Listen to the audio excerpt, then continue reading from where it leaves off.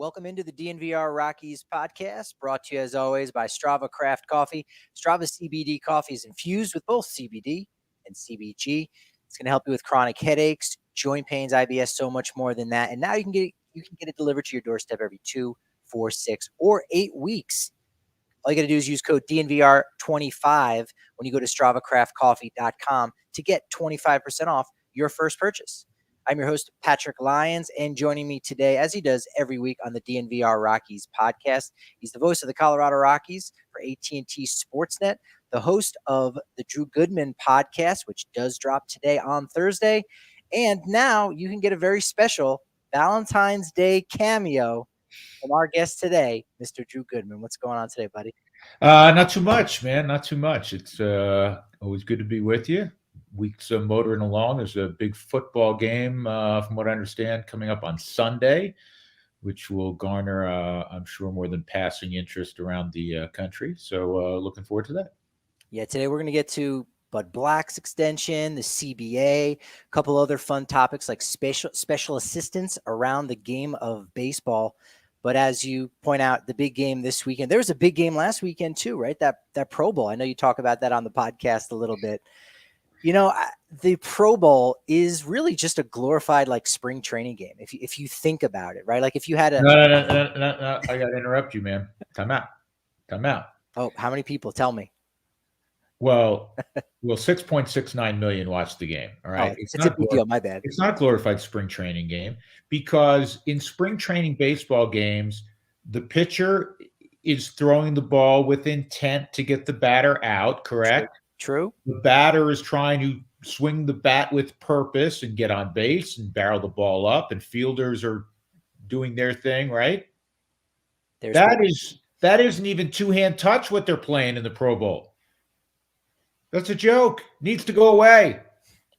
It's bad. If you would have asked me, if I had this show and this platform a decade ago, I would have said, we've got about 5 more years left until they cancel the Pro Bowl. And they haven't yet. If it's making money for them and there's no problem doing this flag football business, I guess it's fine. I don't know. Yeah, I mean, that was a tease of my take on my podcast this week on the Pro Bowl. Yeah, well, we'll touch on all those fun topics with your guest Tony Alford this week. But hey, if we're talking football and we're going to slowly transition into baseball, Kyler Murray, what do you think? Good fit for the Colorado Rockies? I know that's in reference to he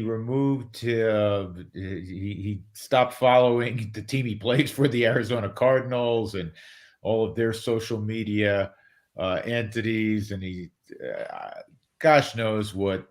Everything is related to money, right? So I guess he wants a new contract. That's what I would surmise. And the best way to do that these days is show I'm dissatisfied with the team, so I'm not following you any longer. I'm taking my Arizona Cardinal, any attachment I have on social media off, and without making any sort of statement other than that. So we just assume it has to do with a disgruntled athlete in terms of his contract. His money rules everything. Oh, for sure. Once the lockout ends, I'm sure Bill Schmidt's going to call over to the A's and say, look, we got to get his rights. We got to get that done. Teams did it with Russell Wilson, so you never know. I think he's probably got a little more football left in him. He might make a couple more bucks, just a few. We're having fun with this, Patrick, but therein lies one of the big differences between certainly baseball and how a prospect develops and where they develop more specifically, as opposed to football, because football they develop in college. Not saying they don't have development in the NFL, but there's no minor league. It's not like, okay, our second round pick at Alabama this year, he's down in Little Rock with our AA football affiliate, and we hope next year that he moves up to the AAA affiliate in New Britain, Connecticut, and then we hope to see him in 2 years, on the field for us as a Denver Bronco. I mean, it doesn't work that way. We know that in baseball, if Kyler Murray quit tomorrow playing football, he wouldn't be in the big leagues this year. I mean, he hasn't played baseball now in a few years. There'd be a process to that. Yeah, that's one of the difficult things that baseball has to contend with is you need to have patience in all facets of the game. And one of those is is development, where again, yeah, you're right. You could be first overall pick, and you're just gonna have to wait to work your way up through the minors to get to the majors. Patience is the word. Yeah, and Patrick, I'm a huge college baseball fan. I love college baseball. I know you like college baseball. My boys obviously involved, and I love it. In fact, I was at a college baseball game this past weekend. I went down and saw Metro State playing Minot State, and it's great. Great to see kids out there early February, man, playing them in town. So it's tremendous. And with college baseball, if you want to, when the draft rolls around, it'll never approach what we see in the NFL. I mean, that's destination television. It's a big event on the sports calendar. For anybody who likes football, they watch that NFL draft, particularly the first round, right? Well, because of what we were talking about, that, oh man, the Broncos took so and so in the first round, and we're going to see him in a couple of months in training camp if we go down there. We're going to see him in preseason games, et cetera, et cetera. In baseball, even if we got more people watching college baseball and watching the College World Series in Omaha, and they go, oh man, the Rockies drafted that catcher, out of Arkansas, or the pitcher from Stanford. Yeah, if you're a hardcore Rockies fan, you'll pay attention to them and you'll listen to Patrick and the DNVR podcast and my podcast. We may mention, yeah, so-and-so is doing really well in high A, and they just moved them to Hartford. You're still like, okay, when's he a Rocky? When can I go down and see him at 20th and Blake? And so it's hard to get that kind of enthusiasm and that kind of energy on the major league draft, even when you're talking about high round picks, even if you're a college baseball enthusiast. Yeah, patience. Yeah, it's very hard for baseball fans and for players to be able to go through all of those levels. As you talk about the draft, we should address before we get to our Rockies flavored content. Big shout out down for Brazil here. We got Rockies fans all over the world joining in on the DNVR Rockies podcast. Thanks for joining us. The commissioner did speak out on with a press conference on Thursday, and overall, obviously you can nitpick some of the things that he says here and there, but it sounded a little bit more promising. The whole purpose of the press conference, we thought, was going to be to say spring training has been delayed. And he didn't say that. And so that does provide a little bit of hope, but he did say that, universal DH, we've pretty much agreed that's going to be here, which I didn't think it was going to actually come to fruition. So that's great news. And draft pick compensation for free agents leaving and going to other markets, they're doing away with that. So again, I took some more promising things away and hopeful that they took another step closer, perhaps, to rectifying the whole CBA and lockout. My take on it, I'm trying to be optimistic, was similar to yours, Patrick. You and I were visiting a little bit before we push play record, if you will, for the podcast today. And I have said all along, and I know you've said on your podcast and in writing, that you're not going to reveal in any negotiation typically your best hand or close to your best hand until there is some sort of deadline or line in the sand where there could be pain on either side. And we're there. I still think Saturday they'll meet and there'll be some sort of joint statement that it won't be a joint statement, but they have to talk to Players Association there, and they're going to push back spring training. But what you really hope is that there's significant movement Saturday. One thing I took away, Rob Manfred said they understand. I forget the language. You probably have it in front of you, Patrick. They understand, at least they're verbalizing it, how catastrophic the damage would be if we're talking about missed regular season games. I think it's a bad enough look if spring training gets pushed back or shortened. It's not what baseball wants. It's not what baseball needs. Heck, you know what? I was reading a piece today, Patrick, on the NFL. And the NFL, as wildly popular as it is, has, in some segments of the population, lost a little bit of an audience, which is kind of shocking to hear. It doesn't feel that way, right? So if the NFL, which is the kingpin, if they've lost, then it's baseball. Their eyes are wide open. They can't miss games, man. It's just a terrible look. And I've said this before. So you on both sides. So you're trying to save a nickel, and you may lose $1 down the road. And I think they're aware of that, and so I'm cautiously optimistic that there will be more significant movement Saturday. I'm not saying Saturday night you and I are calling each other going, "Hey man, they got the thing done in a mat." I hope so, but there's got to be the last thing we need is we both sides walked away there, and we're at an impasse, and who knows when we'll meet again. So I'm hopeful. Yeah.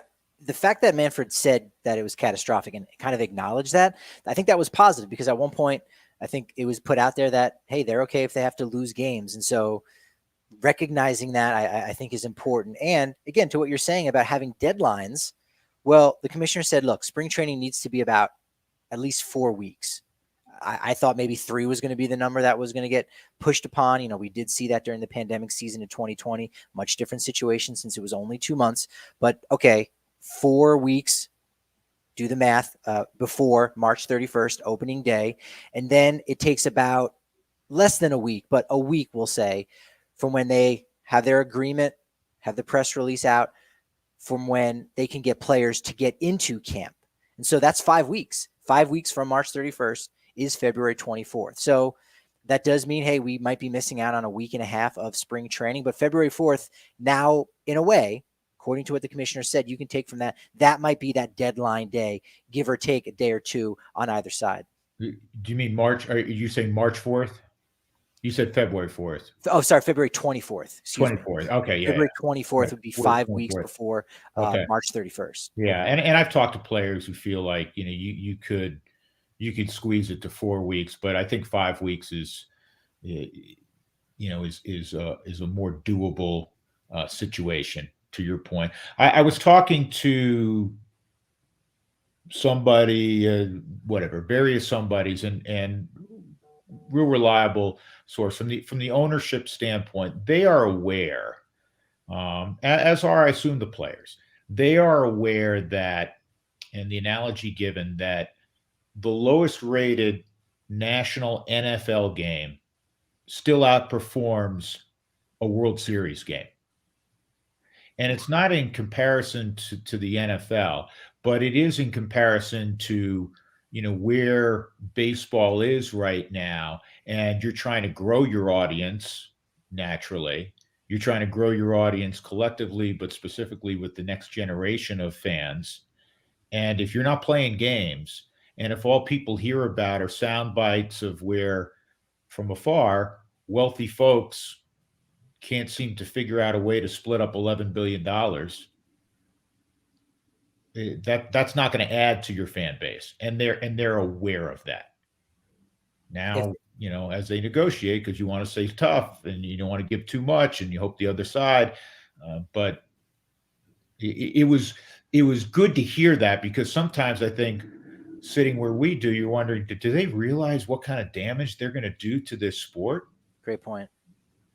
Yeah, that acknowledgement, I think, goes a long way. And really, even if they can do this so that there's still 6 weeks of spring training, they might push back the start of spring training, but they may not have to push back any of the spring training games. The commissioner also said that they wouldn't be using the minor league players in the typical major league spring training games. Like they have their games, but they're all on backfields. They wouldn't be using them for that while the players weren't there. But you know what? We typically see those minor league guys for half the game early in spring training anyway.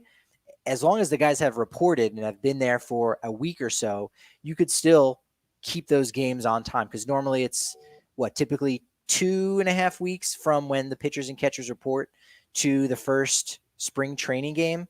If that window shortens, Yeah, I don't even think it's 2.5 weeks. I think it's more, because pitchers and catchers, correct me if I'm wrong, Patrick, most of them are going to report on the 16th, right? 15th or 16th, yeah. Okay, so right in there, and the first games are. I thought it was February 28th, maybe. Yeah. So it's really like 12 days, if you will. It's less than 2 weeks where they're starting to fire bullets, and Again, overall, I was mildly encouraged. Yeah. And Saturday's a big day. You just, at the end of the day, Saturday, when whatever words are leaked out to the media, you don't want it to be, yep, they both walked away and they're both pissed off. You want it to be, word is they're still apart on several key issues, but they felt like they gained a lot of ground in certain areas, and they're meeting again, Sunday or Monday morning or whatever it is. That that would be really good to hear. That would be music to baseball fans' ears, as opposed to, yeah, they're still far apart and they haven't scheduled another meeting. Somebody just needs to bring a box of donuts or bake some cupcakes or muffins, and I think that would go a long way at the beginning of this meeting on Saturday to really say, oh, those are some nice guys over there. Those are some nice people, and maybe that helps things go down the right path. The shame of it is that we all know a deal is going to be struck at some point in time.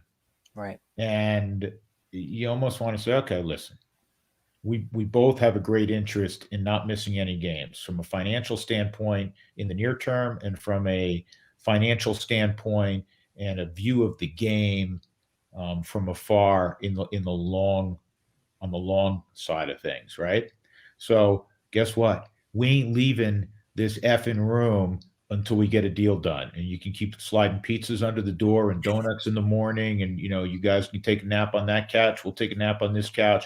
But nobody's leaving the confines of this conference room, this fancy conference room, until we get a deal done. And we can MF each other all we want until the cows come home, but we can't leave.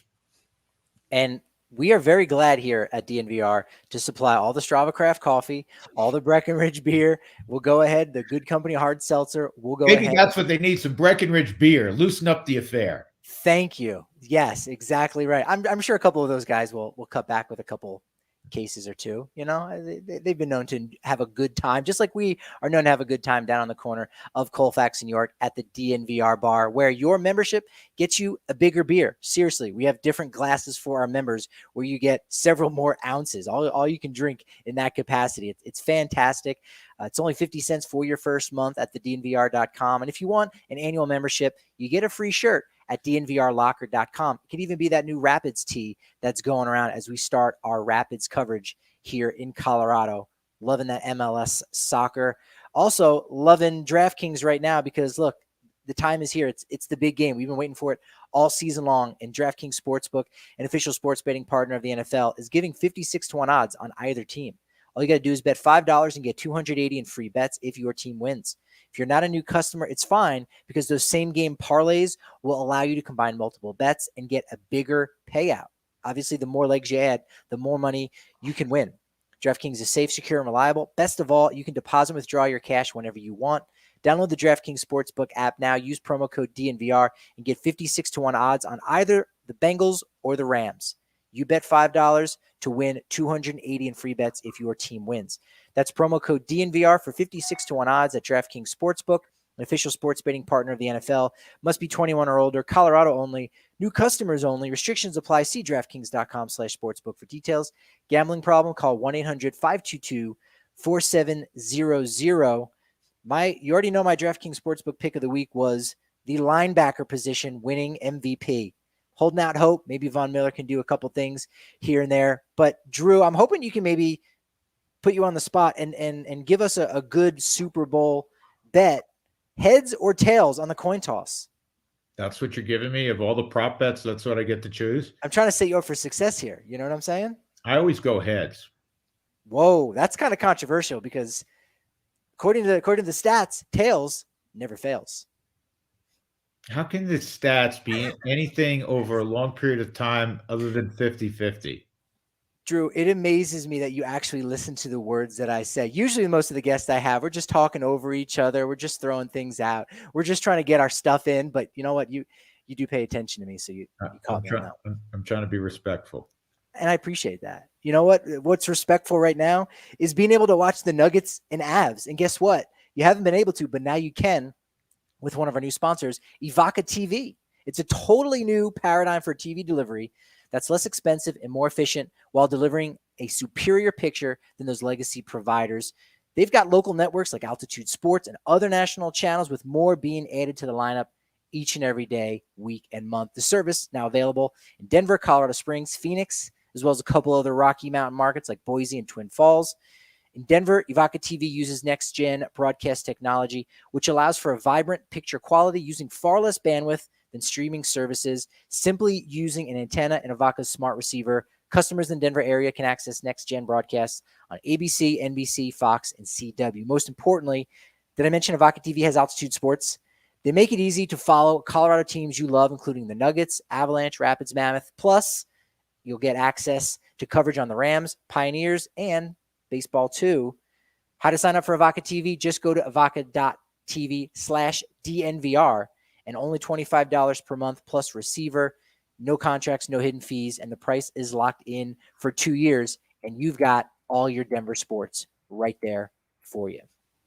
Bud Black, he's going to be back to black. He gets a 1-year extension to be Colorado's skipper for 1 more year. I hate it when anyone's going into a final year of a contract and almost has to pay or rather play or manage for that next contract, but he doesn't have to worry about that right now. So I think that was a good move by the Rockies to bring him back for at least 1 more year through 2023. Yeah, I think sometimes people misread things, and I don't know the particulars. Certainly I'm not privy to the conversations that take place between Buddy's representation and the Rockies front office. I do know with pretty good certainty the Rockies on the Rockies side think the world of Bud Black, and many feel like he may have done his best job last year, given COVID, given Arenado leaving in being traded, very controversial, obviously will always be the Trevor Story saga, all of the things that are going on that brought negative attention to the team, and yet he kept that clubhouse going. Remember, everybody predicted, when I say everybody, virtually everyone predicted the Rockies would be a 100+ loss team. And I'm not sitting here jumping up and down and celebrating the fact that they won 74 games and we're nowhere close to being a 100-loss team. It ain't about that. It's always about winning. It's about getting to the postseason, get in that tournament, and see where you can go. So I'm not at all, I don't want this to be misconstrued. I want to be pretty clear. When you lose more than you win, it's a bad year. But with all the things going on from a managerial standpoint, from a leadership standpoint in the clubhouse and the dugout, Buddy may have done his best job. And we know the first 2 years he was here, they went to the postseason. Buddy's an elite manager. He's an elite leader. And the Rockies want him, my guess, in the fold as long as he wants to manage. So when you look and you go, well, it was only a 1-year extension, that may have to do with Buddy saying, I let me see where I am after another couple of years or after another season. And, do I want to, he's been doing this a long time. Do I want to maybe take a step back, do something else, with the next chapter in my life? And I think that probably had more to do with it, this a guess, than just, the Rockies only wanted to offer 1 year.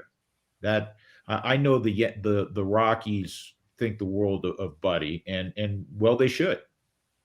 Yeah, I love that idea that almost if the MVP can be from a losing team, and we know that we've even seen Joe Girardi win Manager of the Year with the Marlins, a year in which he was fired and he had a losing record. And so, sure, the season, more losses than wins, but if you break down the individual performances and you break down the job that Bud Black has done, it's fantastic. And I almost imagine too, I'd been saying that it wouldn't have shocked me if he got a 3rd place vote in NL Manager of the Year just because of that. And really, if the Manager of the Year was broken down to, let's say, 5 or 6 spots, you might have seen Bud Black as the 5th or 6th best manager for, again, how many more wins he was able to maybe get out of that roster than was expected by so many people. And you say, wow, damn, that's a hell of a job he did last year. Yeah, and correct me if I'm wrong. It was Mattingly who won Manager of the Year with the Marlins, wasn't it? Or was it? I believe Mattingly did win, but Girardi, I forget the year, if it was like 2006 or 7 before he took over for. He had issues with the owner at the time, and they Okay. fired him, I think, somewhere in September. But again, that was a team that was supposed to be really bad, and I think they were on the fringes of maybe being a wild card team at that point. So it was like, hey man, that this organization in Florida was a disaster at the time, and for what he was able to do. That's why he ended up winning. Maybe it was 2005, but Okay. Buddy has gotten a lot of those votes in the past. Third place. I remember. San Diego. Yeah, I remember you championing the fact that, or the thought that he should get consideration. I saw something. You don't have to be on social media very long to find disagreeable takes and dumb takes and stupid takes. And I saw one on my feed, and I'm going to respond to this person, I believe, at some point later today. And it was like, oh, that's great. Just celebrate mediocrity. Buddy Black was a mediocre pitcher, and he's been a mediocre manager. That's misplaced. First of all, Buddy had a heck of a big league career. If you don't end up in the Hall of Fame, that doesn't mean you pitch for 15 years or whatever it was and win 131 ball games. A solid middle of the rotation guy. He had a heck of a career as a starter. But that aside, from a managerial standpoint, from a coaching standpoint in the NFL and major college, from a baseball coaching standpoint, from a basketball standpoint, a hockey standpoint, guess what? There are guys that are better than other guys, but you are always going to be, in relative terms, as good as the talent you have. So to say, oh, well, he's a mediocre manager. No, he's not. He's a really good manager. He's a really good leader of people, and you can only win so many games if you have, a talent level that, it has limits to it. And certainly last year, as we were talking about, I thought he extracted the most out of a roster that was not a plus 500 roster by any stretch. And for anyone that doesn't know Buddy's resume, and we don't even have to get into his work as a special assistant or a pitching coach when he won the World Series in 2002 at the Angels. But again, we're talking about a guy who got the Rockies back to the postseason for the first time in 8 years and went to back-to-back postseasons, and is really the guy. I said this on the podcast that, in following this team, I think Ron Renicky and Bud Black might have been number one and 1A, 1B as far as the favorites to get the job. At the end of the 2016 when Walt Weiss and the Rockies went their separate ways. And I thought, man, Bud Black would be so perfect. I don't know whether you ever always get your first choice. And they got him, and it immediately paid off. They had, for the first time, a pitching guy at Coors Field. And you go and look, and you got to give Buddy that credit too for the fact that they've had just this amazing pitching staff since 2017. You can even say 2016 too. Weiss did a very, very good job with that rotation that had Bettis and Tyler Anderson and Chatwood and all those guys. But he deserves a lot of credit for that. I think people forget that the growth of players at the major league level, some of that goes to the players, some of that goes to the coaching staff as well. I would agree, and it's different having the perspective. It's a little bit unusual to have your manager be a guy that was a pitcher, and I think that was a prudent move by the Rockies back when they hired Buddy. He was the guy that I was biased because I had gotten to know him with him being in San Diego for all those years, and I thought he'd be great. I mean, he has a real, as we now know on a day-to-day basis, great even keel personality. Great mix of humor. He can be tough. When it's time to be tough, he never embarrasses his players. Guys like to play for him, and he's going to have a feel for pitching that maybe a position player would not. Austin Gomber said as much, late last year that Buddy, he because he's been there, and so when he walks out to the mound to either take the baseball or to inquire, if this guy's got another batter or another couple of batters, he's not only looking in that pitcher's eyes to try to determine, what level of confidence that pitcher still has and what's left in the tank, but he can also draw on his own experiences being on the other side of that, where a position player could not. So again, that was really good news that the Rockies extended Buddy, and Buddy, wants to be here and wants to see the Rockies naturally back in the post. He can be a very much an asset. He has been an asset, and part of getting the Rockies back to where everybody would like to see them go. Now it has to happen on the talent side. At the end of the 2023 season, that will be 7 years at the helm. So he's only behind Clint Hurdle, who had parts of 8 years at the helm for the Rockies. And Buddy already is first in winning percentage, highest in team history at 493. 2 wins away from getting to 1,000. He'd be one of only 62 managers to do that. So a big next couple years, especially when you look in the spectrum of all-time Rockies manager. Now he's now in that echelon, and he already was with the consecutive postseasons, but now he's kind of separated himself from that class where it's him, Don Baylor, and Clint Hurdle as those top guys. Maybe you throw Jim Tracy in there. Didn't do it for as long, but did take the Rockies to a postseason. And so Buddy's now amongst the greatest, where eventually when we get that team Hall of Fame, there's no doubt that he will have a plaque in it, or he'll have his name and in the ring around Coors Field, whatever it may be. He's there in that upper echelon. Again, I'm biased because I really think the world of Buddy, and I'll just reiterate, he's done everything he can do each year to get the Rockies, and usher them forward and try to make them a postseason team. And now, after 5 years, they're batting 400. The last 3 years have not been fun, right? I mean, the truncated season looked like it was off to a great start, 11-3, and then it fell apart from that point forward. They have to. We know, we talk about it all the time. Patrick, gosh knows you talk about it, more than anyone in town. They have to improve dramatically offensively. That's why it's going to be a combination, Patrick, of exciting and nerve-wracking, that 5, 6, 7 day window where it's going to be a feeding frenzy for the 100 plus, right, remaining free agents. And the Rockies have said that they know they have to be active in that. I think in a perfect world, you're signing at least 2 big bats in a perfect world. That doesn't mean that's what's going to happen. Right. And that's not just me saying that. Billy Schmidt's on record as saying we need 2 big bats, and you're losing a big bat in Trevor. So you can make the argument you need more than that, or you need some of the, a young guy, a Brendan Rodgers, to take that next big step. Maybe it's a Sam Hilliard. We've gone down that path, but you also need an influx of talent, and it's going to be a feeding frenzy. You can't be, hey, we're dancing with this guy, we're dancing with that guy. People are going to move quickly. Players are going to be on the phone with their agents, go, get me the best deal so I can pack up my family and head either to Arizona or head to Florida. But I need to know where I'm going. And I don't want to take this down. I want to maximize my worth. And that's why teams with agents have to go here.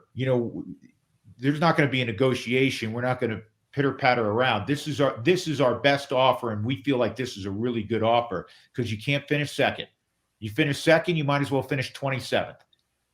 If you're going to win, you got to win on that first phone call, man. Hey, we're going to do this guy, 4 times 20. Let's go.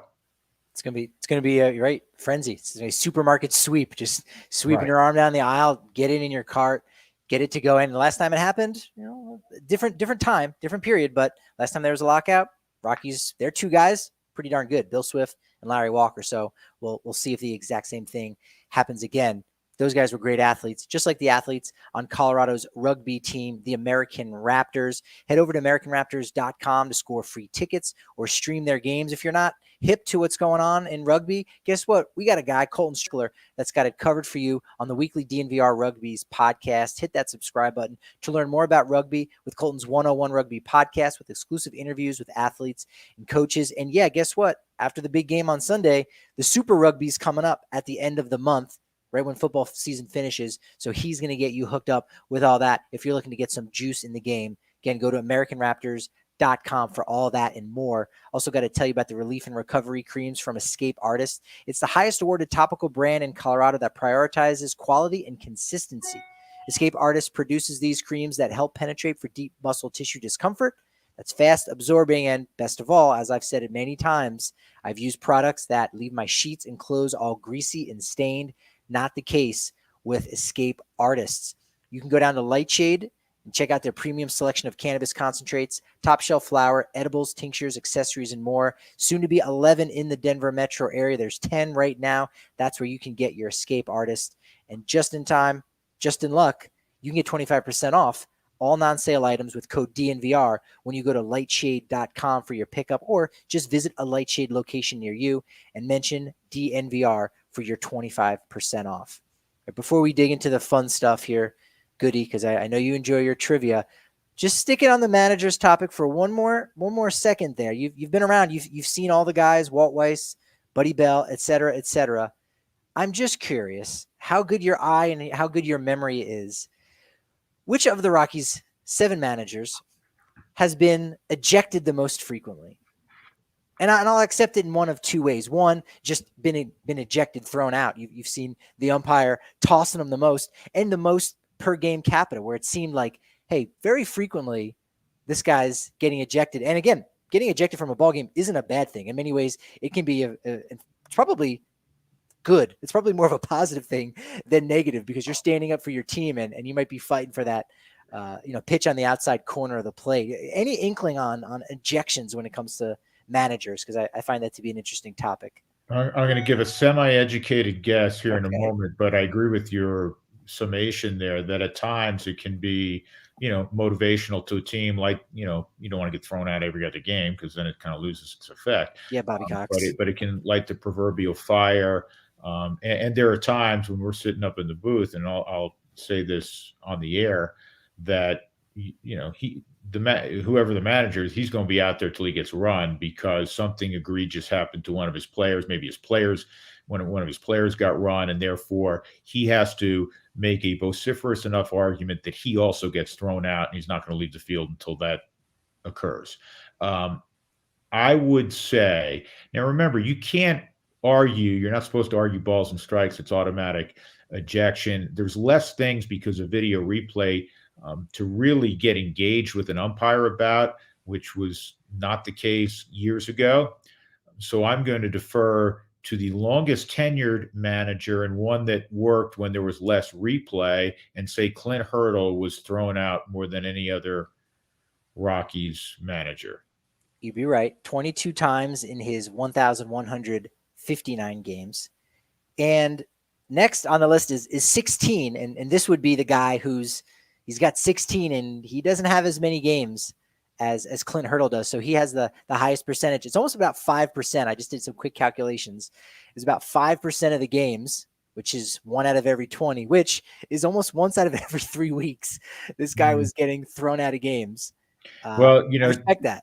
One of my favorite characters ever with the Rockies is Jim Tracy, but Trace could get fired up. So I'm going to go Jim Tracy. Good guess. Not him. No, not him. He's somewhere in the middle. Buddy. Now, was it the early days and it was Groove? Was it Don Baylor? No, it was not. Don Baylor, for his 909 games, was only thrown out 10 times. Okay, then so I've already screwed this up twice, so I might as well go 3 times and see if I can, because now we're running out of managers. Were you trying to give me a hint and said it wasn't that long, but the guy that was completely frustrated from day one because he didn't like altitude baseball, got paid a lot of money to come here, and basically hung up the spikes before the season ended and slept in his office and couldn't get out of town fast enough, Jim Leland.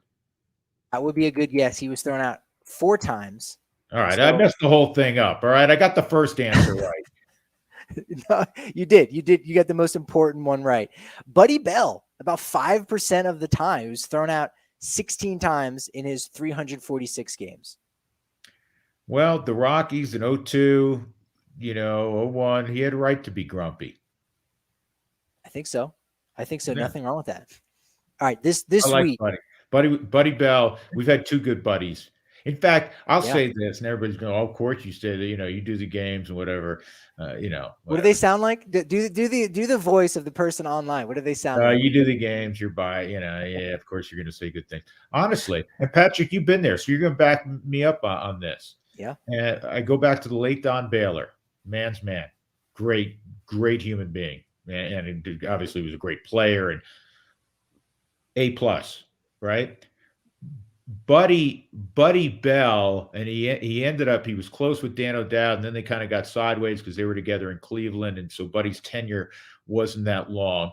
Jim Leland, I'm going to leave out of the conversation, but Buddy Bell, and then on with Clint when he was shocked he got the job. Jim Tracy, who I adored Jim. Walt Weiss, you're not going to find a better guy than Walt. Same thing I'd say for Buddy Black. So the Rockies have been very fortunate.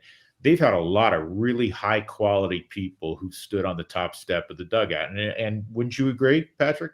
Oh, no doubt. No, they've had a really good group. Again, it's one of those things that when you get a Rockies team Hall of Fame, you begin to start to break down and notice like, wow, these are really good baseball people. They've had great coaches, great playing careers and done an amazing job as coaches. So I'd like to see Walt, and I was hoping there were two interesting job openings at the end of the year, Patrick, in Oakland, where Walt was originally Rookie of the Year, and he was the first-round pick out of North Carolina by the A's, and the New York Mets, and he's a New York guy. He's from Rockland County, just outside the city, and I was hoping that he, was interviewed and had a realistic chance at getting one of those jobs because he deserves another chance to be a manager. Yeah. And it didn't happen in either one of those locales this past off season, but Walt deserves another chance. Yeah, I would definitely agree. I'd love to see that. In digging through my documents here, because I found one that I talked about this week on the podcast, and I want to get your take on it. I created a document for all of Bud Black's ejections with both San Diego and the Rockies, just to see if there's any interesting trends and umpires throwing him out. Yeah, he got tossed a couple times, seven different times for arguing balls and strikes. I just saw something on Buddy Bell's page as a coach. He was ejected for, according to retrosheet.org, quote unquote, bench jockeying. Can't bench jockey. Apparently that's a major no-no to be doing that. So it's just one of those interesting wrinkles that you see. And Buddy was ejected twice for replay ruling. So I don't know if he was suggesting they get new bifocals, new lenses. I'm not exactly sure what, but you can get ejected for just about anything. And so it's did Buddy go out and go, "You doctored the footage"? Yeah. Maybe it was a Zapruder type situation where it wasn't terribly good. All right, back into the left. Yeah, okay. Yeah, so it wrapped around the foul pole. It was a home run, Buddy. It was back into the left. No, it wasn't. I'm looking right down the line here at it. All right, special assistants to the general manager. Again, another fun little topic, if you will, when it comes to baseball. Nick Hundley was in the news this week. Signed on to be a special assistant to the general manager in Texas, his former teammate. His former battery mate in Chris Young. Also just today, maybe it broke last night, but according to Hazel May, our buddy Dante Bichette is going to step away. He was a special assistant with Toronto. He's going to just focus more directly on his son, Bo. So I found that to be interesting. There's a lot of Rockies in and around the game of baseball doing things for different organizations as special assistants. Yeah, I had Dante on the podcast several months back, and he was working with a number of hitters with Toronto. He's working with the organization. And he's done a great job with his kid. We've told the story many times. I think I've done it with you and done it, on my podcast. When Bo was 15 years old, he would take batting practice with the Rockies because Dante was the hitting coach that one year for Walt. He's 15 and he's hitting balls with a wood bat deep into the seats at Coors Field, to the point where one time the Rockies were playing the Dodgers, and I was standing next to Mark McGuire, who was on the coaching staff at that point in time with the Dodgers, and we're just BSing. And I kind of nodded toward the cage. I said, "Take a look at this." I said, "This kid's 15. It's Dante's son." And so he looks, and boom, boom, 2 in a row, 15 rows back. And he's like, "Holy shit!" And he literally like hustles over to another coach on the Dodgers, because they were coming out and stretching. It was that time of day during batting practice. It was the last group for the Rockies. So the Dodgers, the visiting team's already out there, and they're about to take the field and take their batting practice. So he hustles over to another coach, and he's pointing at Bo Bichette. He's like, look at this. This is kid's 15 years old. I mean, this is Mark McGuire, who's been around, you've seen guys hit the ball over the wall left and right, including himself. And he was blown away by that. So Dante taught his son well, both his sons, Dante Sr. So he's going to focus on Bo, and Bo's an all-star, and good for him. Superstar. Yeah, he's fantastic, and I'm excited to see what he does next year. And all those sons of former ball players in Toronto make for an exciting group. But I'm gonna throw some special assistants out there to you, and I'm gonna see if you can figure out what team they are with. And some are gonna be easy. Some of them are gonna be like, what's the pairing there? Like I don't get it. Is this my trivia? Is this my trivia this week? This is your trivia this week. Good Okay. questions for Drew Goodman. Oh man, I feel like I've done okay the first couple weeks, right? Would you agree, Professor? You do a great job all the time, because even if you're not right, you're hitting something there. I will tell you that right now, with this Jeopardy topic that you've come up with, I feel like I overslept for the test, and I'm running out the doors. I grabbed my backpack to get to class, and I forgot to study the night before. So I feel like I'm not well prepared for this, but I'm going to give it the best college try I can. That's it. I appreciate it. I'll start with some easy ones before we hit some of the Rockies in and around baseball. Bobby Cox, he's a special assistant to the GM in the Atlanta Braves. There we go. Rick Dempsey, the community ambassador for the Baltimore Orioles. And Justin Morneau, the special assistant to baseball operations. Twins. There we go. All right. Let's not leave out LaTroy Hawkins and Michael Kadire. There we go. That's true. Also, Torrey Hunter's there, and Tony Oliva. Minnesota has a very good group of notable names in their front office. I love that. All right, 3 Rockies guys. I think you'll get the first 2. The third one, I don't know the connection between this player and the team. Jose Contreras, special assistant to baseball operations.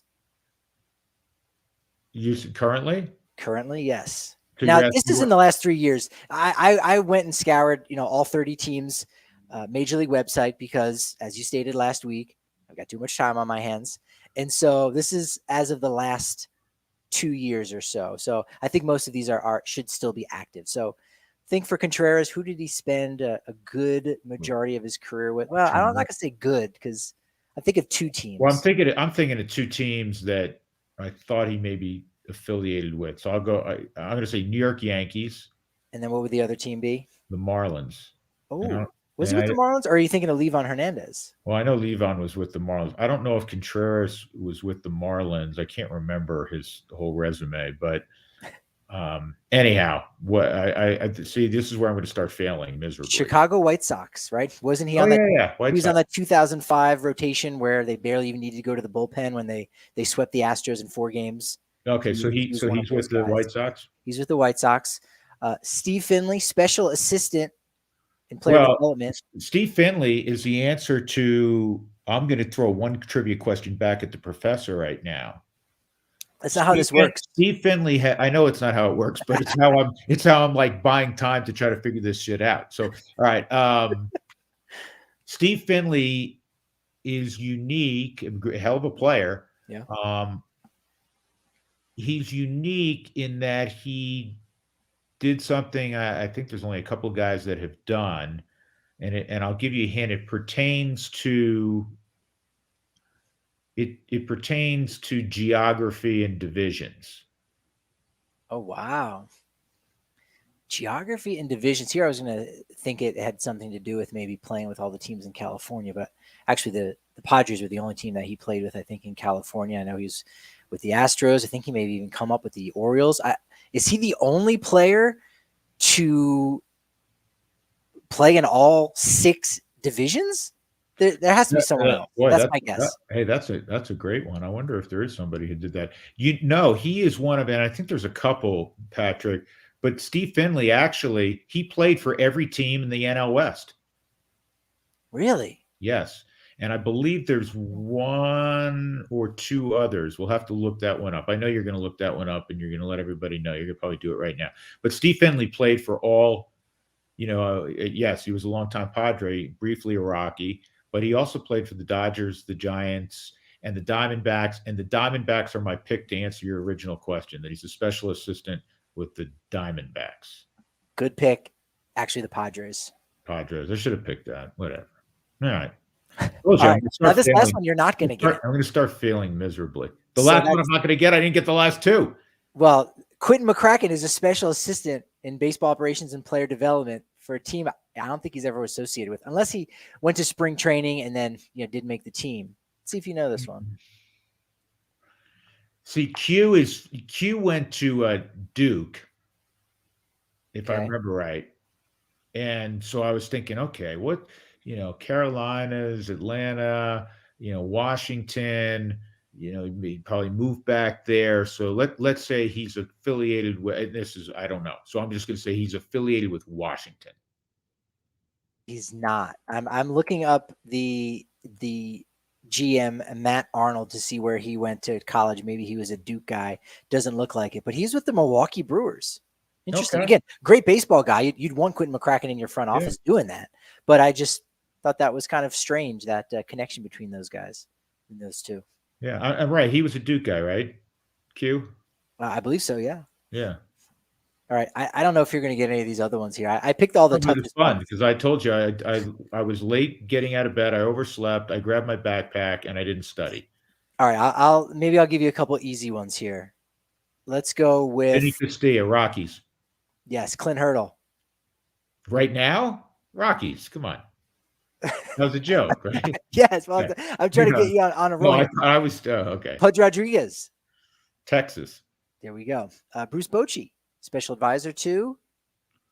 I would assume, unless I missed something, that he's a special advisor in San Francisco, no? Yeah. Okay. Edgar Martinez. Seattle. Ichiro. Seattle. Reggie Sanders. Cincinnati. Right, see, now I snuck in a harder one because Reggie was with everybody. I love Reggie. Reggie was with everybody. Sneaky good player. So good. Yes. I'll say Reggie Sanders works for the Reds. I like that pick. He's actually special assistant to baseball operations and leadership development for the Kansas City Royals. He was there for a spell. Yeah. Ron Renicky. I don't know if you keep tabs on Ronnie. Well, I'm going to say Angels. Ooh. If I had to give you a second guess, what would you say? Milwaukee. No. And if I give you Dodgers. Can I have an 11th guess?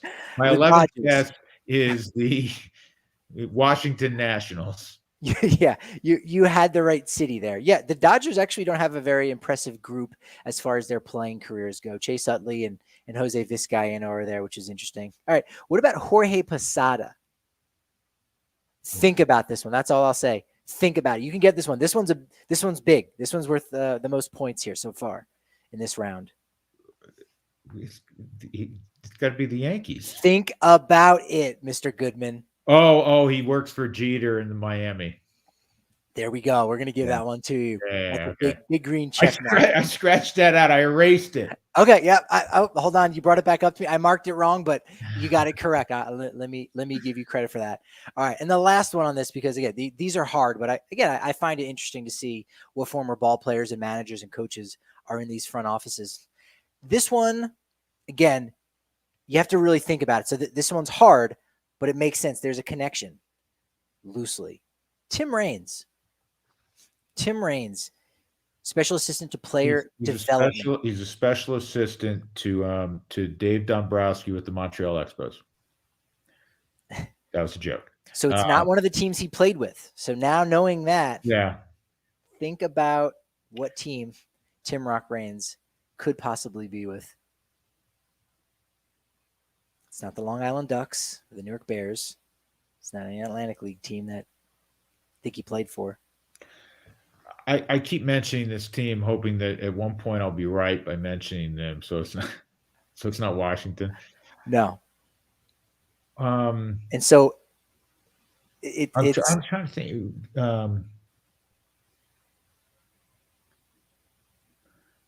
You got me. Yeah, I was going to say White Sox, but you said it was not a team he played for. Right. So it couldn't have been Baltimore.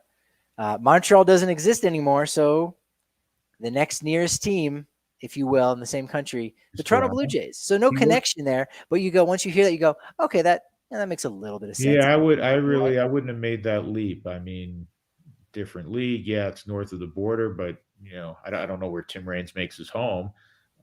He's not Canadian, so yeah, I don't. That's an interesting one. So he's a special assistant for the Blue Jays.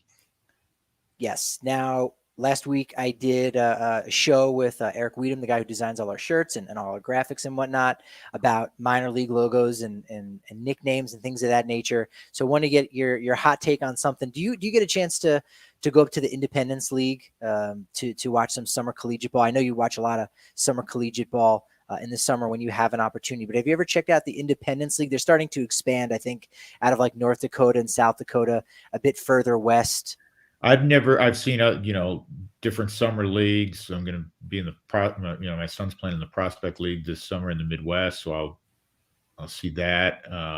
Nice. I really want to at some point in time see some games on Cape Cod, which is the oldest, best summer league going.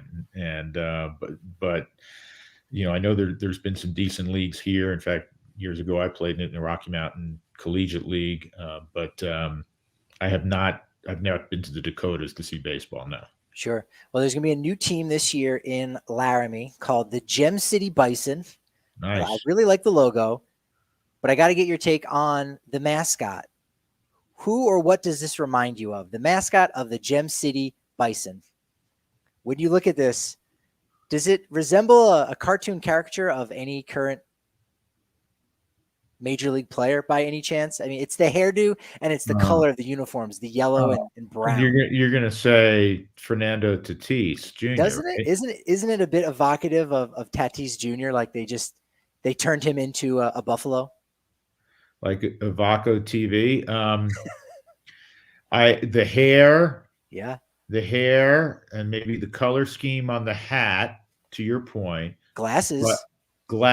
Yep, I'll give you that. Facially though, I mean, come on, Fernando Tatis, very pretty man, right? As Charles Barkley would say, he always talks about Tom Brady. He's a pretty man, So, Fernando Tatis, a handsome kid, but okay, some of it. Yeah, and Tatis, we should, full disclosure, does not have horns on either side of his head. So I'm not perceptive enough. I didn't even see that until you mentioned it. Okay. Now, do you like the wacky minor league names? I do. I think it's fun. I think it's great. You remember? We have enough bears and pirates and eagles and tigers. Come on. So from your old neck of the woods, what was your take on the Staten Island pizza rats? If you remember, there was a viral video. Is that what they are now? No, this used to be. This was one of those alternate identities where you make up a logo for 1 weekend a year, you sell some extra merchandise. And they were the pizza rats. The pizza rats. And the Yankees, they said that this was embarrassing because again, there was a viral video of a rat carrying a slice of pizza down the subway steps, and I think it was actually a trained rat. It was, again, they did it for, I don't know, some kind of publicity or just make something interesting. And so they ran with it, and they got this rat carrying a gigantic slice of pizza. The NYC logo, the Y looks like a slice of pizza with a bite taken out of the crust part. And then I like the S, interlocking SI for Staten Island. Yeah. The flag. I mean, I'm not big on rats. Just not my favorite animal species. I'm not a rat guy. Don't know many people who are rat guys. Big pizza guy. I'm a New York guy. They could have been the Staten Island pizza slices. I think we've had slices out there as a food identity. They're actually. Have you done this before? Have you done top 10 minor league names? Not exactly. I do have a list, just kind of waiting in the wings of just the all-time top 10, in my opinion, Rockies minor league affiliates, because they've had like 15 or 16, and they've had some of the best too, right? I mean, Carolina Mudcats. I think Carolina Mudcats are one of those teams that you think of the Toledo Mud Hens as like the signature classic kind of nickname. It's been around forever, but I think the Carolina Mudcats are right there, right after it. And that's pretty high up, I think, in my all-time top 10 Rockies minor league affiliates during an off season in which there's a lockout and there's not a lot of news. And these are the things we've got to cover here, Drew. Well, the Yard Goats, that's current, and that's a big one. That's a pretty good one. Going back before the minor league shakeup, the Asheville Tourists, and that one made sense because a lot of people make their way to Asheville to see that beautiful town and that beautiful part of Carolina, and so tourism's big, right? I love the minor league names. I love the minor league promotions. I love the minor league promotions gone wrong, right? Yes. So, I'm all in on that. Yeah, New Haven Ravens. That's going to be up there. That's certainly a big one. Well, Staten Island, they rebranded. They're the Ferry Hawks now, and so there you go. This is a little bit more palatable. And if you understand that people are the Ferry Hawks, well, there's so many people who live in the borough of Staten Island and they work in Manhattan. And they take the ferry across the Staten Island Ferry, so that's why they're the Ferry Hawks. Just like the Brooklyn Cyclones, their stadium is near Brighton Beach, near the water, and my late mother grew up in Brighton Beach, and on the boardwalk there remains a amusement park, right? So there's the Cyclone was the roller coaster. That's right. Did she by any chance write a book or make a movie called The Brighton Beach Memoirs? Was that her? That was her buddy, Mr. Simon. Simon. Okay. Friend of the family. Tell me about this week's guest. Now, this is a true story. Oh, okay. We do have a real connection here. Yeah. And I didn't realize this until it's February, right? 4 months ago. I was back in my hometown of Pound Ridge, New York, which is an hour north of Midtown Manhattan. And I was at the Pound Ridge Town Cemetery where my mom is buried. And as we're walking out of the cemetery, I see a fairly new, headstone, and it says Neil Simon on it. I'm like, and there's a lot of, in my hometown, there was a lot of big theater and remain a lot of theater connection, a lot of famous actors and actresses make their home or have a second home there. And so I go over to the Neil Simon headstone, and it's pretty clear that it's that Neil Simon. And so then I Googled it, and sure enough, he's buried, he passed away a couple years ago, and he's buried literally 25 yards from where my mom's buried. So that's the only connection I was aware of. Dare I say, between your mother and Neil Simon, they are quite an odd couple. Okay. Well played. Thank you. Well played. I should be able to do this, So why not? All right, tell me about the Drew Goodman podcast this week. It's a good one with Tony Alford, of course. People might not be too familiar with the name. I know he's somebody that you go way back with. You also touch on the Olympics and Michaela Schifrin, that Pro Bowl stuff. So again, it's not always just about the guests. You cover so much each and every Thursday when the Drew Goodman podcast drops. But Tony Alford's is a name to really keep your eye on. He could be a future Division I, football coach, and he certainly deserves that opportunity. Yeah, I mean, I do think, certainly people who've been in town here for a while who are affiliated with Colorado State remember, late 80s and early 90s, he was a tremendous running back at Colorado State. He was a 1,000-yard rusher. He was an undrafted guy with the Denver Broncos, had a cup of coffee with the Broncos, and then got into coaching. He spent his senior year in Colorado Springs in high school. He went to Doherty High School. He's originally from Ohio. Comes from a great family, and Tony's been wildly successful as an assistant coach. And we got to know each other when I was calling his games when he was in Fort Collins, and then he moved on eventually to Iowa State University as a running back coach. He got a reputation as one of the best recruiters in college football. He helped turn around under Dan McCarney, Iowa State, and their fortunes. And from there he moved on. He was at Washington. He was at Louisville. 7-year run at Notre Dame, and then Urban Meyer hired him at Ohio State. He's going into his 8th year there. He's now the assistant head coach, run game coordinator, and he has been on a couple of occasions a very serious candidate for the head coaching job at his alma mater. Now, he didn't get it the first 2 times. Last time he kind of, we talk about it with Jay Norvell getting the job. He knows Jay very well. They're very good friends. In fact, they were on the Iowa State staff for a time together under Dan McCarney. But we talk about, what's a huge topic now and should be the Brian Flores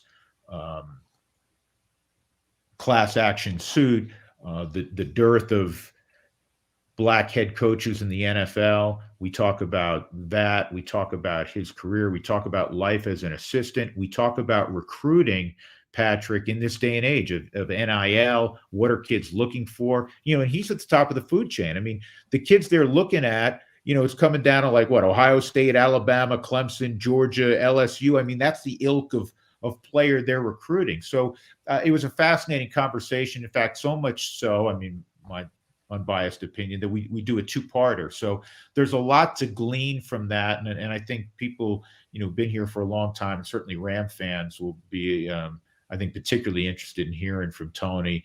And the thing that I said in the intro to the interview, and I'll close with you, Patrick, is you come away, and I know you listened to it this morning, and tell me you come away listening to Tony for 20 minutes or so and say, really, he's not a head coach? Why is he not a head coach? Right? I mean, were you not impressed listening to him? Oh, for sure. I mean, again, I'm a baseball guy, so I haven't had a football coach, but the successful coaches, there's that crossover with how they talk and just the game plan and just where their head is at. And you go, okay, no, this is somebody that I would go into battle for. And that was absolutely my take coming out of that. Like, okay, Tony, this is a guy that, shoot, man, people should be lining up for. And I know I would be, excited to play under him if given the opportunity here, which ain't going to be happening for me anytime soon. But in my playing days, I definitely would have. Yeah, there you go. And you know what? And he's not bitter. I mean, go ahead and listen to, to the podcast, and we do talk about quite a bit about Michaela Schifrin, and we do some stuff on the NFL as well, and the Pro Bowl. But listen to Tony. He's not bitter. It's not like he's content. He's had a great career. He loves where he is and impacting young people, and truly meaning that, not just throwing that out there because it's the right thing to say. But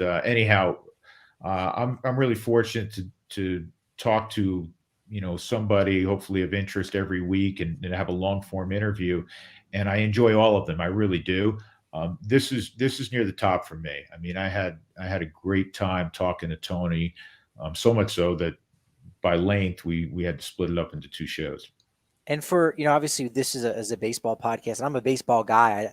I don't really dabble too much in that world of football, but I think the thing you do really well on the show is, tying it into just life and no matter what sport you play or what field that you're in, whatever industry and business, there's something you can definitely pull from it. Like just hearing him and the path that he took to get where he's at today. Too often we see public facing people and just assume it's been easy or they've been lucky without seeing their hard work, dedication, ability to rebound and bounce back from disappointment and failure. And Tony gets into that, especially with his dad's tough love, during his playing days. So I think it's fantastic. Everybody, no matter what sport is your favorite, you will definitely enjoy Drew Goodman podcast this week.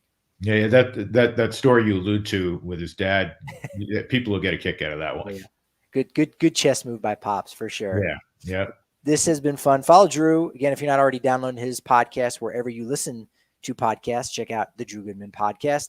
He's on Twitter at Drew Goodman 42. I'm at Patrick D. Lyons on Twitter. And now we're certified. We got the big old blue check mark for at DNVR _Rockies on Friday at noon. We're going to have Mark Knudsen. You got a question, Drew? If you had Mark Knudsen here, and go ahead and embarrass him if you want. We're going to be talking to him on a live show on Friday at noon.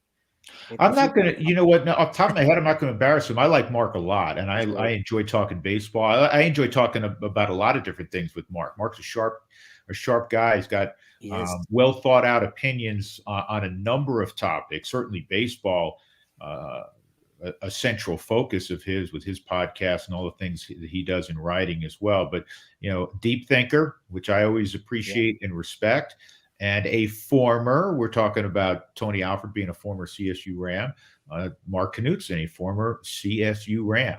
though he roots for the Rams, he roots really hard for Nebraska. So ask him that. There you go. Say, hey, dude, you went to CSU, and yet if CSU plays Nebraska, you root for Nebraska. What's up with that? Ask him that. That will put him. Tell him I said to ask you. Oof. All right. You got it. That will certainly go down for one of only 6 men to have ever been born in Colorado and also play for the Rockies. It's going to be a special one on Friday with Knudsen. This has been great for DNVR Sports. He's Drew Goodman. I'm Patrick Lyons. You know what they say about momentum? It's only as good as tomorrow's podcast. So I'll talk to you then.